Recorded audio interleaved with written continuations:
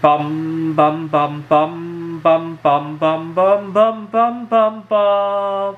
The Peter Dislike Show. Bum bum bum bum bum bum bum. Well, I want you to continue to pray for me by leaving a dislike on this video. I'm going to be returning to my art projects in a couple of weeks. I live in a hostel right now, but the owner would like to do some renovations, and I'm going to be moving out of here. And I have another place in mind where I have some space to do these art projects. And I have a couple of things in mind to do. And I hope you will continue to pray for me. And one thing that I noticed today was that commitments are hard to make, right? So for example, I teach at 2 different colleges. Actually, next semester there will be 3 different colleges.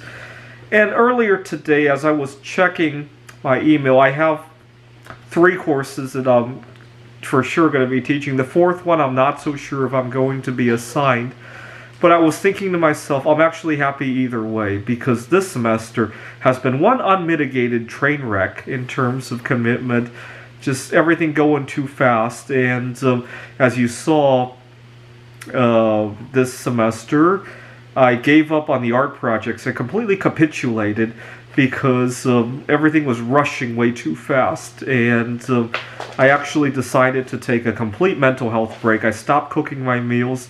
Fortunately, I have a favorite Thai restaurant. They know how to prepare things the way I like it. I have a favorite Five Guys as well. And then also the dining hall at Grand Canyon University. I need to meet people anyway, so the dining hall has been really nice. The Thai restaurant at Five Guys, not so much in terms of meeting people. But I'm so happy that at the Five Guys, I completely changed the attitude of some of the staff there. You see, I have food allergies, and I react badly to milk products, skin rashes and all that. And you would think a routine lunch where I ask them, hey, would you, I'd like a large fry, and by the way, I have some allergies, would you mind changing your gloves? That should be the end of the story. These people give me a very terrible time, or at least their attitude is not the best in the world. For one thing, for starters, the cashier oftentimes doesn't think it's a big deal, doesn't pass the message along. Some cashiers will even change their gloves as if it matters. It's really the cook that needs to change their gloves. I actually had a problem when I was living in Seattle. I had gone to a restaurant, a Five Guys restaurant, and mentioned that, would you mind changing your gloves? The cashier didn't think it was a big deal. And so I walked around to the where the cook was and explained to the cook. The cashier was very upset. Actually, I later learned it wasn't just the cashier. She was the manager of that, assistant manager or something of that place.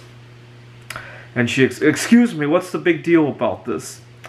And I said, would you just please refund me? I don't feel comfortable. I don't want to get sick, and I'm sure you don't want an ambulance in your restaurant, and maybe I'll come back another time. Would you mind just refunding me? I got the refund. I left the restaurant, and just a very terrible experience.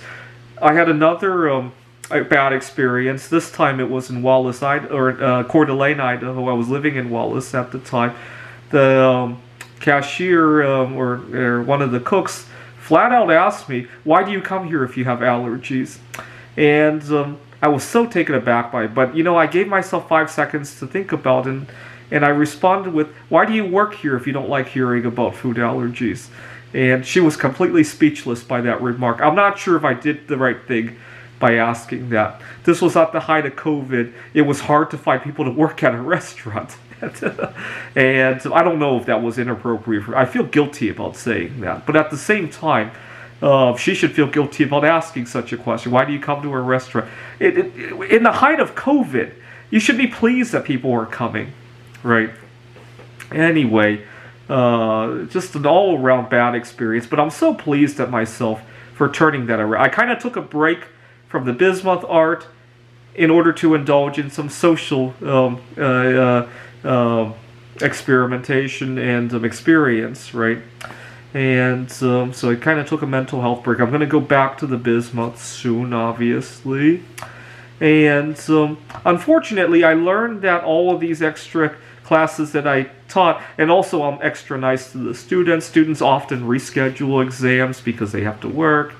And I'm thinking to myself, these students are working extra hours, which is a beautiful thing, by the way. But then it makes my work more complicated. I don't have time to cook for myself. I don't have the mental capacity to cook for myself, and I end up having to go to Five Guys. In essence, I'm kind of subsidizing their work, right? But, you know, I love the students anyhow. So the prospect of potentially not getting that fourth class didn't bother me. Either I get the extra money or I get the extra mental health. So I kind of have a positive attitude about it. I still didn't hear back about the fourth class. But you know what? Now that I don't care which way it goes, I find that I can speak a lot better about it when I talk to my boss at the performance reviews and all that. Now, one thing that does kind of bother me a little bit, I wouldn't say bother me, but kind of makes me a little bit on edge, is that our chairperson at Phoenix College is retiring and being replaced. Now, I did get to meet the replacement. It's an uncertainty, right? I'm trying to, every time I see the replacement, say hello to her as much as I can and talk about, you know, the weather, talk about what I did over the weekend, just to build that good rapport. I had a very good rapport with the current chairperson, and I think that's why I was able to make a couple of mistakes during the semester and not get myself in too much trouble, right? I learned the hard way. We're all human. Sooner or later, it's a matter of when you're going to make a mistake at work. What really matters is not the mistake itself, it's how it gets colored by your superiors. That's what will make or break your job. At my last job at the tutoring center, I didn't get the good rapport. So little mistakes got magnified, and all the good stuff that I did got quickly forgotten, and differences got really disruptive. The fact that I like to live life differently than the rest of my colleagues, so it became a became a source of difference instead of a strength and diversity, right? It's really how things get colored, right? Sooner or later, you're going to make a mistake at work. Everybody is different. Everybody has differences in hobbies and eating habits. Whether that gets colored as a strength and diversity or a source of division, it really depends on your rapport, right? So I learned to make sure to say hello to as many people as I can, even the janitors, even the police officers on the campus, because sooner or later, everybody makes mistakes. Everybody is different, right? And so the more heads you can bump, the better. All right, please continue to pray for me. I'm going to have to learn hard not to let the students walk all over me because, as we can see, it's costing me time, mental health, money, resources, good opportunities, and the potential of making new friends and all that. This is the Peter Like Show.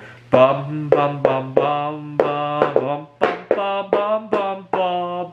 The Peter Like Show. Bum bum bum bum bum bum bum.